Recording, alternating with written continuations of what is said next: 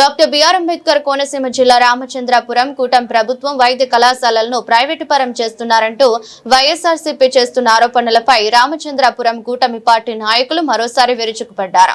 శుక్రవారం సాయంత్రం ఉమ్మడి తెలుగుదేశం పార్టీ కార్యాలయంలో ఏర్పాటు చేసిన పాత్రికేయుల సమావేశంలో AMC chairman Akkala Yashwant Rai, SKPP trust chairman Saladi Naidu, TDP పట్న అధ్యక్షులు ఉండవల్లి శివ, కాటే సుబ్రహ్మణ్యం, కంచుమర్తి బాబురావు, కౌన్సిలర్ అంకం శ్రీనివాస్, దంగేటి గౌరీశంకర్ తదితరులు మీడియాతో మాట్లాడారు. గత ప్రభుత్వం చేసిన విధ్వంసకరమైన పాలనని గాడిలో పెట్టే ఉద్దేశంతో అనేక రకరకాల సంస్కరణలు తీసుకొస్తుంది కూటమి ప్రభుత్వం. ఆ ప్రభుత్వం వాటిలో భాగంగానే ఈ పీపీపీ అనేది ఒక్క మన రాష్ట్రంలోనే కాదు, అన్ని రాష్ట్రాల్లోని పీపీపీ విధానం అనేది ఎప్పటి నుంచో అమల్లో ఉంది. ఒక మెడికల్ కాలేజీలన్నీ మేమే తీసుకొచ్చాం, మేమే కట్టించామనే పద్ధతిలో మీరు మాట్లాడుతూ ఉన్నప్పుడు అవన్నీ ఏ రకంగా ఉన్నాయో వాటిని చూస్తే ఈరోజు అందరికీ అర్థమవుతుంది. త్వరితగతిని పేదవారికి లేదా మధ్యతరగతి వారికి విద్యార్థులకి ఇమ్మీడియట్ గా వైద్య విద్య అందుబాటులోకి రావాలని కూటమి ప్రభుత్వం తక్షణమే ఈ పీపీ విధానాన్ని తీసుకొచ్చి, ఎందుకంటే ప్రభుత్వం అనేది ఒక పక్కన సంక్షేమం చేయాలి, అభివృద్ధి చేయాలి. ప్రభుత్వం ఇప్పుడు మీరు చేసిన విధ్వంసకరమైన పాలనకి నిధుల కొరత ఏర్పడిన కారణంగా దీనికి పూర్తిగా ప్రైవేటైజేషన్ కాకుండా ప్రభుత్వ భాగస్వామ్యంతో, అంటే బిల్డింగ్లన్నీ ప్రభుత్వమే స్థలం అంతా ప్రభుత్వమే కడుతుంది, దాని మీద యాజమాన్య పర్యవేక్షణ అంతా ప్రభుత్వానిదే ఉంటుంది. కేవలం అభివృద్ధి, దాంట్లో ఇన్ఫ్రాస్ట్రక్చర్ కానీ ఒక ఫ్యాకల్టీకి మాత్రమే ప్రైవేటైజేషన్ కి అవకాశం ఉంటుంది. దాన్ని పీపీపీ అంటారు. అదేదో పీపీపీ అనేది ఒక నేరంగా దాన్ని మీరు ప్రజల్లోకి తీసుకెళ్లి, ఎందుకంటే మీరు ప్రతి గ్రామాన్ని తిరిగి కోడి సంతకాలు చేయించుతున్నారు. ఆ కోడి సంతకాల్లో నిజంగా చదువుకు రాని వాళ్ళు ఒక సంతకం పెట్టామంటే పెడతారు. దానికి ఏమి ఇదంతా మీరు వాళ్ళకి ఎక్స్ప్లెయిన్ చేసి, లేకపోతే విద్యార్థుల దగ్గరికి వెళ్తున్నారు, గుళ్ళ దగ్గరికి వెళ్తున్నారు, బళ్ళు దగ్గరికి వెళ్తున్నారు, ఇవన్నీ కూడా చూస్తున్నారు ప్రజలు. ఎందుకంటే గతంలో మీరు అధికారంలో ఉన్నప్పుడు ఏ రకమైన చర్యలు చేశారో అందరికీ తెలుసు. అలాగే ఇప్పుడు ఆ కూటమి ప్రభుత్వం చేస్తున్న సంక్షేమం కానీ అభివృద్ధి కానీ ఇవన్నీ మీరు పట్టించుకోకుండా కేవలం ప్రభుత్వం మీద ఏదో బురద జల్లాలని చెప్పి దీన్ని ఏదో వేరేగా తప్పుడు మార్గంలో తీసుకెళ్లి దీన్ని ప్రజల్లో మీరు ఏదో మెప్పు పొందాలని ప్రయత్నిస్తే మీరు ఖచ్చితంగా జీరోలు అవుతారు. నిన్న కూడా కూటమి నాయకులు అందరూ ఇది పీపీపీ అన్నది పూర్తిగా విరుద్ధమని, లేకపోతే పేదలకు ఏ రకంగా మేలు జరగదని విమర్శిస్తా ఉన్నారు. వాళ్ళకి అసలు పూర్తిగా అర్థం అవుతుందా? అసలు ఈ పీపీపీ గురించి పూర్తిగా అధ్యయనం చేయండి, అప్పుడు మీరు సంతకాలు చేయించండి. ఎందుకంటే మీరు ప్రజల్లోకి వెళ్ళి ప్రజల్లో అడగండి. ఈ రోజు ఏదైనా ప్రైవేట్ భాగస్వామ్యం ఉంటేనే పూర్తిగా సక్సెస్ అవుతుంది. అలాగే చంద్రబాబు నాయుడు గారు ఎంత విజన్ తో దీన్ని ఈ పీపీపీ విధానాన్ని తీసుకొచ్చి అందులో మంచి మంచి ఫ్యాకల్టీని కానీ మంచి ఇన్ఫ్రాస్ట్రక్చర్ కానీ ఇదంతా పూర్తిగా ప్రభుత్వ దాంతో సాధ్యం కాదు. అందుకని ఈ పీపీపీ విధానం వల్ల మెరుగైన వైద్యం అందుతుంది, అలాగే ఎక్కువ సీట్లు రావడానికి అవకాశం ఉంటుంది, అలాగే మంచి మంచి ఫ్యాకల్టీ ఉండి విద్యార్థులకు మంచి విద్య అందుతుందని సదుద్దేశంతో దీన్ని ప్రారంభించడం జరిగింది. దయచేసి అభివృద్ధికి సహకరించండి, అప్పుడు మీకు మంచి పేరన్నా వస్తుంది. అంతే తప్పితే అభివృద్ధిని అడ్డుకునే విధంగా ఇటువంటి చర్యలు చేస్తే మీకు మళ్ళా తిరిగి తగిన బుద్ధి చెప్పడానికి ప్రజలందరూ సిద్ధంగా ఉన్నారని. సుభాష్ చంద్రబోస్ గారిని ఏదో విమర్శించామని, అదేవిధంగా ప్రకాష్ గారిని విమర్శించామని చెబుతున్నారు వాళ్ళు. మేము ఎవరిని కూడా వ్యక్తిగతంగా విమర్శించలేదు. వాళ్ళు పీపీపీ విధానంలో ఏదైతే ఉందో వాళ్ళు చేసిన సంతకాల సేకరణ గురించే మేము మాట్లాడడం జరిగింది. అది కూడా ఒక దేవాలయం లాంటి విద్యాలయం దగ్గర ఈ విధానం తీసుకోవడం ఎంతవరకు కరెక్ట్, ఎంతవరకు సమంజసం అన్న దాని మీద మేము చెప్పడం జరిగింది. తప్పించి మేము ఎవరినే కూడా వ్యక్తిగతంగా కానీ ఇంకో విధంగా కానీ ఎవరిని కూడా మేము విమర్శించదలుచుకోలేదు. ఆ విధానం మా తెలుగుదేశం పార్టీలో కూడా ఉండదు. ఇకపోతే ఈ పీపీపీ విధానం అన్నది వాళ్ళు తప్పు అని చెప్తున్నారు వాళ్ళు. సరే, అది వాళ్ళ వ్యక్తిగతం, వాళ్ళ పార్టీ ఇదవచ్చు. ఇప్పుడు ఒక 17 మెడికల్ కాలేజీలు అంటారు. దీంట్లో ఏది కూడా ఎవరి సొంతమో అయిపోతుంది కాలేజీ అన్నది. ఈ పీపీపీ విధానం అన్నది ప్రైవేటు ఇది భాగస్వామ్యం అన్నది ఈ రోజు కొత్తగా జరుగుతుంది కాదు. ఓరో నుంచి కూడా ఎయిర్పోర్ట్లు అవ్వచ్చు, మెట్రోలు అవ్వచ్చు, అదేవిధంగా మీకు సంథింగ్ ఇలాగా పోర్ట్లు అవ్వచ్చు, ఇలాగ కొన్ని అన్ని కూడా అన్ని నేషనల్ హైవేలు అవ్వచ్చు, ఇవన్నీ కూడా ప్రైవేట్ భాగస్వామ్యంతో ఇప్పటికీ కూడా నడుస్తున్నాయి. దాంతోపాటు ఏంటంటే నేను చెప్పేది ఏంటంటే, ఈయన పీపీపీ విధానాన్ని వ్యతిరేకించేస్తానంటున్నాడు. ఈయన సరే మంచిదే, నిన్నగాక మొన్న ఈయన కృష్ణపట్నం పోర్ట్ అవ్వచ్చు, అదే ఈ పోర్ట్లు ఉన్నాయి కదా, ఆ పోర్ట్లు ఎవరికి ఇచ్చేసాడు ఈయన, ఎవరికి అమ్మాడు ఈయన మొదట అది ఈయన మొదట గ్రహించుకోవాలి. ఈ పీపీపీ విధానాన్ని వ్యతిరేకిస్తాను. ఎందుకంటే ఇది 33 సంవత్సరాల లీజులో ఉంటుంది పీపీపీ విధానం అన్నది. దాంట్లో ఏంటంటే ఒక షరతులు ఉంటాయి, కండిషన్స్ ఉంటాయి, అన్నీ ఉంటాయి. ఈయన కూడా ఏంటంటే ఈ 17 మెడికల్ కాలేజీలు పెడతంలో ఈయన కూడా ఒక 25% ఏదైతే ఉందో ఫీజు వసూలు చేసుకునే విధానంగానే పెట్టాడు ఈయన కూడా. అంటే అందులో ఒక 15,000 అవ్వచ్చు, 12 లక్షలు అవ్వచ్చు, ఇలాగ కొన్ని విధానాలు ఉన్నాయి. దీన్ని మళ్ళీ ఈ పీపీపీ విధానాల్లో కూడా ఏం మార్చలేదు, సేమ్ అదే పద్ధతుల్లో కంటిన్యూ చేస్తా. దాంతోపాటు ఇంకా ఇప్పుడు 12 లక్షలు ఉన్నది 10 లక్షలు తీసుకురావడం జరిగింది. ఎన్ఆర్ఐ కోటాను పెంచడం ఏదో జరిగింది సమస్య.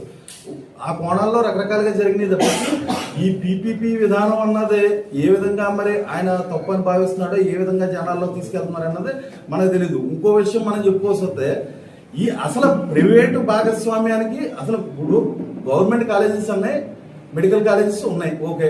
మరి ప్రైవేట్ కాలేజెస్ ఎలా వచ్చినాయి ఇప్పుడు? అది పూర్వం గతం కూడా కొంతమంది నాయకులు ఇచ్చినాయే కదా ప్రైవేట్ కాలేజెస్. అంటే ప్రైవేట్ వాళ్ళ చేతులకు ఇస్తున్నారు. ఇప్పుడు గతం మనం ఇంకోటి విషయం మాడుకుంటే మీ తండ్రి గారైన వైఎస్ జగన్మోహన్ ఇంకా అది కాకపోయినా ఇప్పుడు ఆరోగ్యశ్రీ ఉంది. ఆరోగ్యశ్రీ ఏం చేస్తున్నారు మీరు? ఆరోగ్యశ్రీ ఈ డబ్బు ఎక్కడ పోతుంది? ప్రైవేట్ భాగస్వామ్యానికి పోవట్లేదా? ప్రైవేట్ భాగస్వామ్యానికి పోతుందంటే ఇది కూడా సంక్షేమంలో కూడా పీపీపీ విధానం అమలు అవుతున్నట్టే కదా. సంక్షేమంలో కూడా పీపీపీ విధానం అమలు అవుతున్నట్టే కదా. దీన్ని మీరు కూడా గతంలో రన్ చేశారు కదా. రన్ చేశారంటే మీరు కూడా పీపీపీ విధానాన్ని ఒప్పుకున్నట్టే కదా.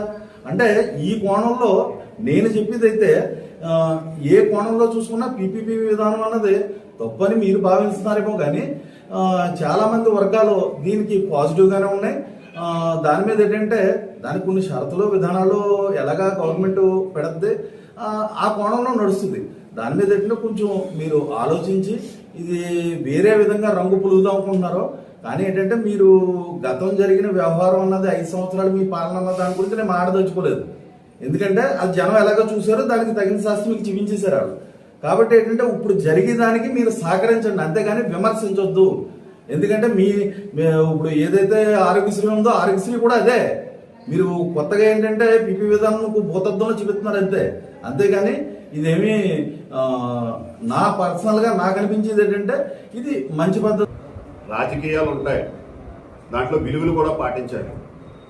మేము మా కూటమి ప్రభుత్వం కాలేజీల నిర్మాణం జరిగితే ఈ పేద విద్యార్థులకి అన్ని మెడికల్ సీట్లు వస్తాయని విధానంతో పీపీపీ విధానం పెట్టారని మేము గత ప్రెస్ మీట్లో చెప్పాం.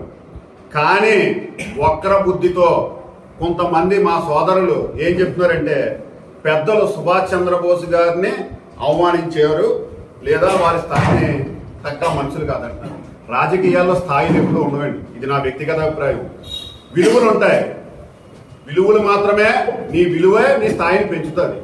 ముఖ్యమంత్రి గారు కూడా వచ్చి ప్రజలకు నమస్కారం పెడతారు. మరి అక్కడ నించున్న వ్యక్తి స్థాయి ఏంటండి అంటే మనం స్థాయి గురించి మాట్లాడకూడదు. ఎందుకంటే మనం బాబాసాహెబ్ అంబేద్కర్ అందరికీ సమానత్వం ఇచ్చారు.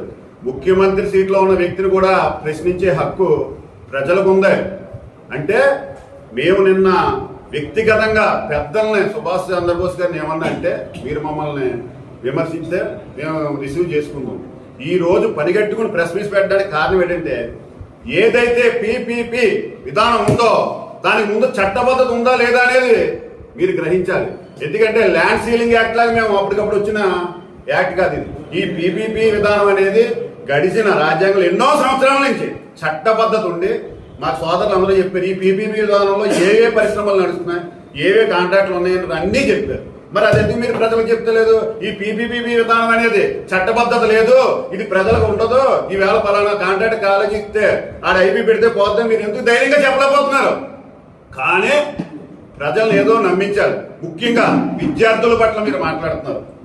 నిజమైన ప్రేమ ఉన్న వాళ్ళు ఎవరైనా సమాజం బాగుండాలంటే విద్య ఉంటే ఏదన్నా సాధించగలం. దానికి ఉదాహరణ ఇక్కడ కూర్చున్న నాయకులందరూ ఈ సంస్కారం, నాకు ఆ సంస్కారం ఉంది కాబట్టే ఇక్కడ ఎవరు కూర్చుని మాట్లాడినా అనుభవజ్ఞులైన సుభాష్ చంద్రబోస్ గారు మీకు తెలుసా కొద్దిగా చెప్పండి సార్ అని మేము మీ నాయకులకు చెప్పండి అని బతిమాలేం తప్ప ఆయన ఎక్కడా అవమానించలేదు. నిజంగా అలా ఎవరన్నా అవమానించారని చెప్తే మాకు చెప్పండి, మా తప్పులు మేము సరిదిద్దుకుంటాం.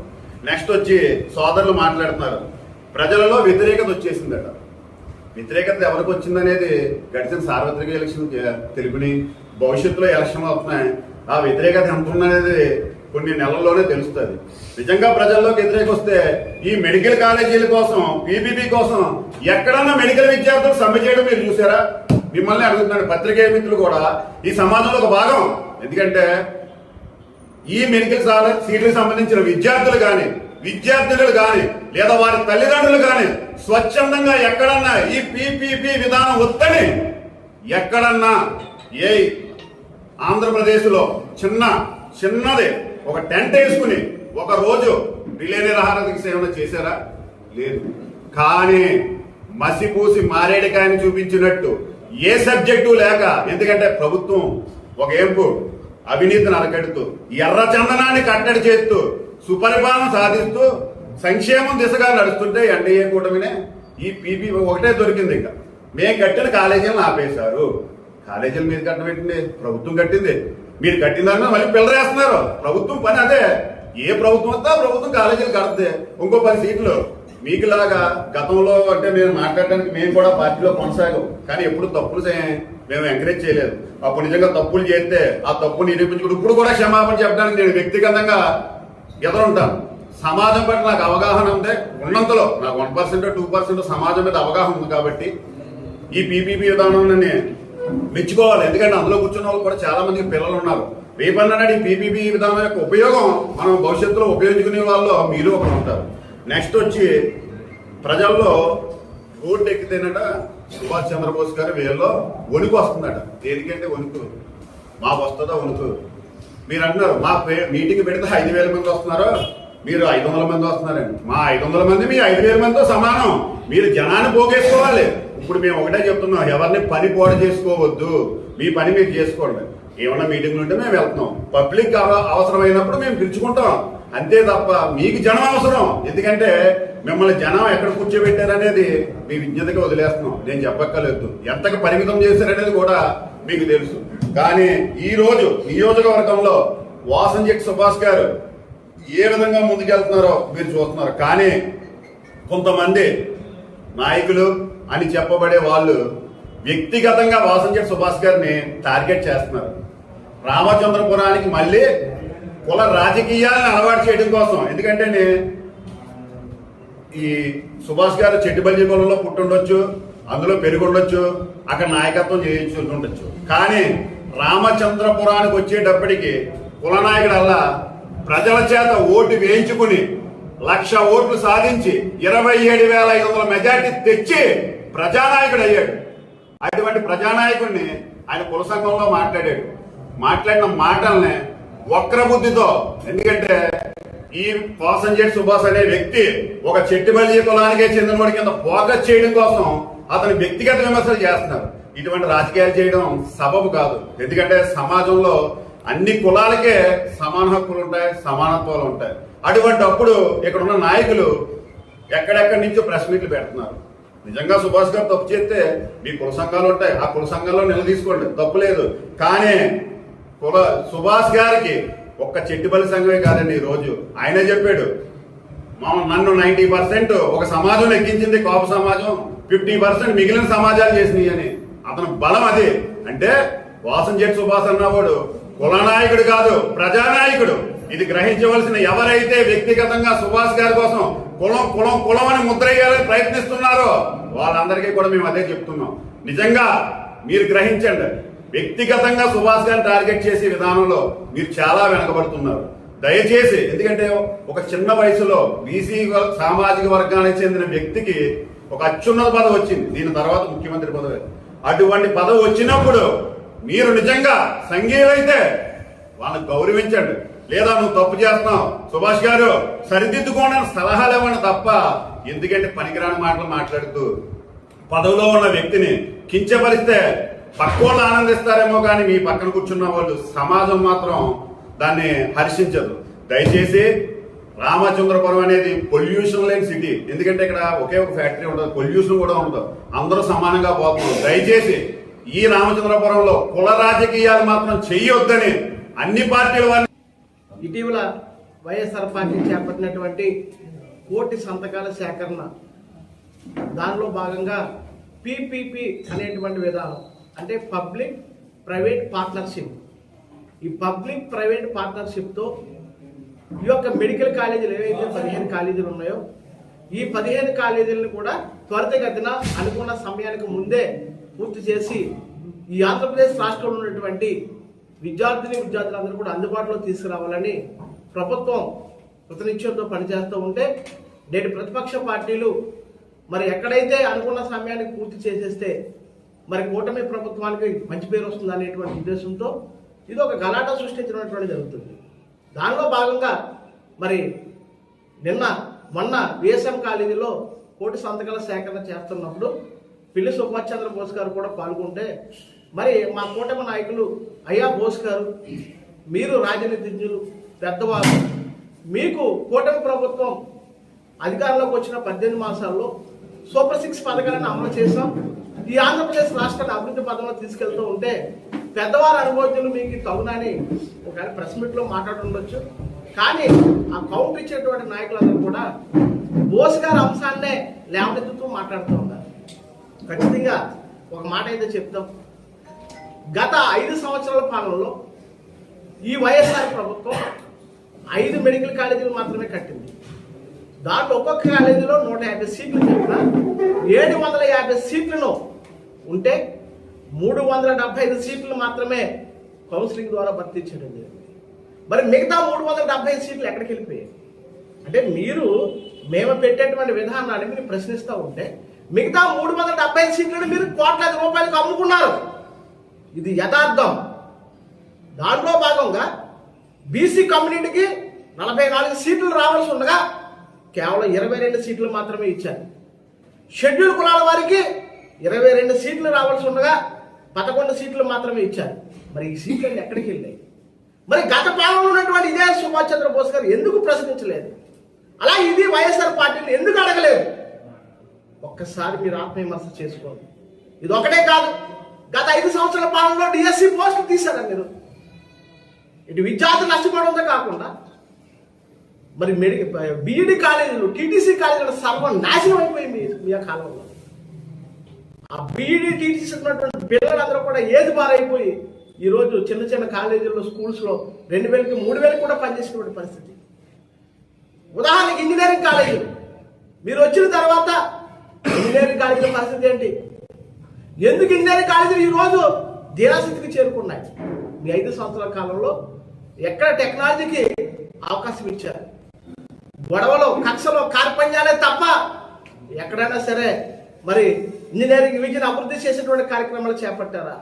మరి మేము వచ్చిన 18 నెలల్లోనే సిలికాన్ వ్యాలీ విజయవాడలో, డేటా సెంటర్ని విశాఖపట్నంలో, అంతేకాకుండా మరి పెమ్మిరెడ్డి మురళీకృష్ణ గారు మాట్లాడుతూ ఇంజనీరింగ్ కాలేజీలో మేము ఈ యొక్క కోటి సంతకాలు చేపలు చేస్తే అక్కడ వచ్చినటువంటి విద్యార్థులు అందరూ కూడా చాలా ఏడ్ చేశారు మా దగ్గర.